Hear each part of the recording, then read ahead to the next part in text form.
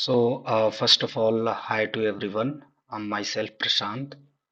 We are in part 5 of the chapter Historical Background of the Indian Constitution. Right? So, let's begin.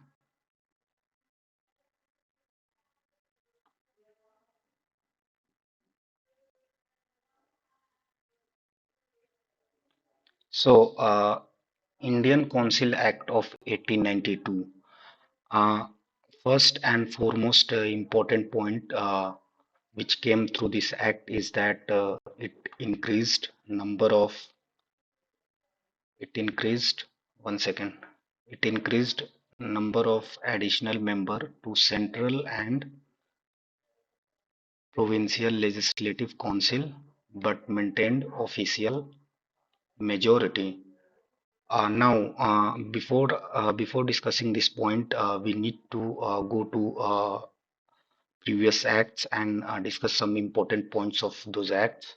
So first is that through Charter Act, through Charter Act of 1853, first time local representation happened, right?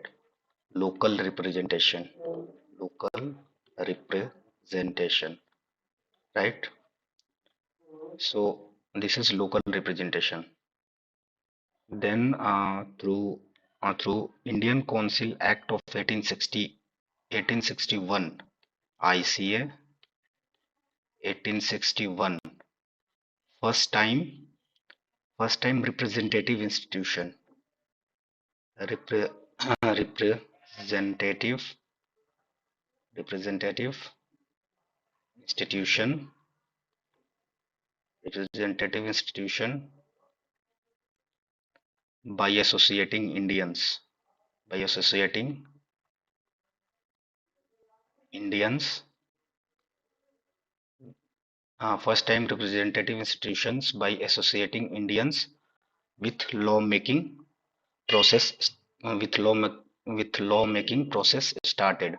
So first time local representation through Charter Act of 1853, then a first time representative institution by associating Indians with the lawmaking process started through 1861 Act. You need to know, and also this through this 1861 Act, uh, though Indians were associated, but as a non-official member. You need to know this also, as a non-official member.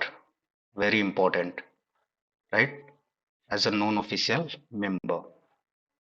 Now, the first point of this act, 1892, Indian Council Act of 1892, it is saying that it increased number of additional member to central and provincial legislative council, but maintained official majority. So here also you are seeing that official majority was maintained, but non-official members were added to central and provincial legislative council. Pardon me. So uh, it increased number of additional member to central and provincial legislative council, but they were as non-official member, not official, right? And it is saying that official majority was maintained.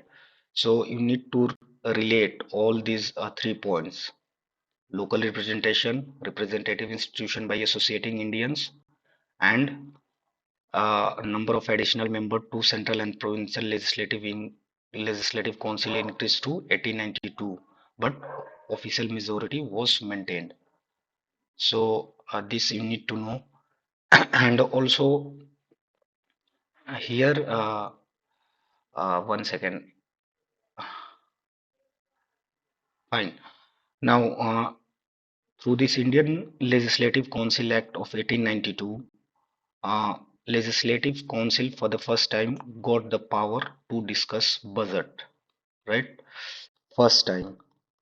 This happened first time.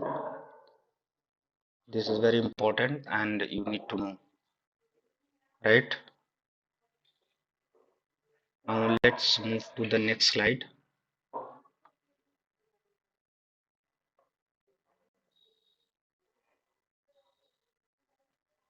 So this and also I have to highlight one more point here in the previous slide.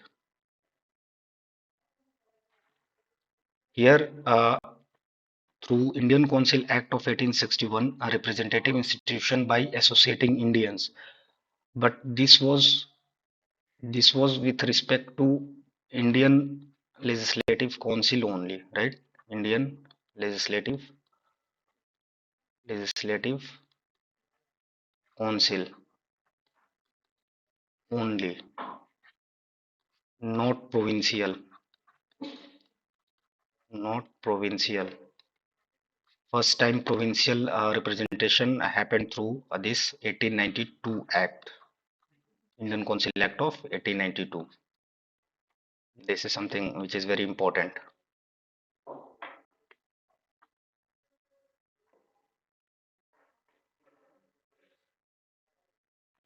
Now, this act also provided for nomination of some non-official member to Central Legislative Council in the Central Legislative Council by whom? So by Viceroy on recommendation of Provincial Legislative Council and Bengal Chamber of Commerce. So you need to know that non-official members were appointed or nominated by a Central Legislative Council, and that also by Viceroy. And Viceroy nominated them on the recommendation of which bodies or which body or which organization. So Viceroy nominated on the recommendation of Provincial Legislative Council and then Bengal Chamber of Commerce. So this you need to know that on recommendation of whom? So on recommendation of Provincial Legislative Council and Bengal Chamber of Commerce. Now this act also provided this act also said that non-official members were were to be appointed by that of Provincial Legislative Council by governor by governor on recommendation of district boards, municipalities, universities, trade associations, by zamindars and chambers. So non-official members were to be appointed in the provincial legislative council. In provincial legislative council,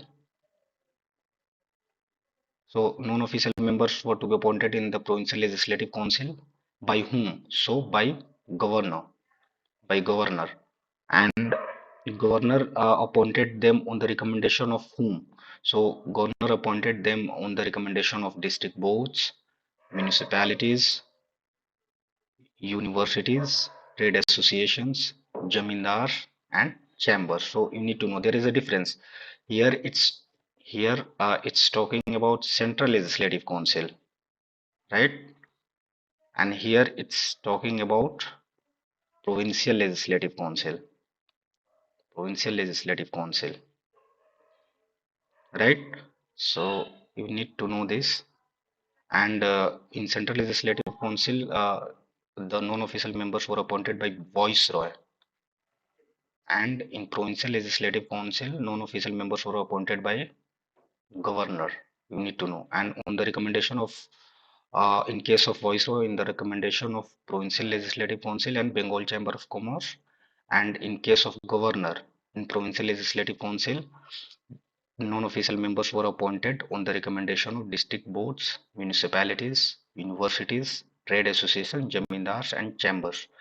I'm reiterating it again and again so that you have a better understanding of these points and the correlation between them, and to make a clear distinction.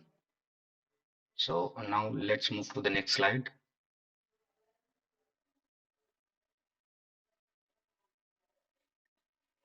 Now, Indian Council Act of 1892 also made limited and indirect provision of election, though election word was not used. So, first time indirect provision, first time indirect provision of election was through this Indian Council Act of 1892, though election word was not used, right? So this you need to know. So in place of this election, what kind of definition was used? So this act says that the process of nomination was through this act, it was described as nomination made on the recommendation of certain bodies, right? Nomination nomination made on the recommendation the recommendation of certain bodies, right? So this you need to know. This is very important. And now,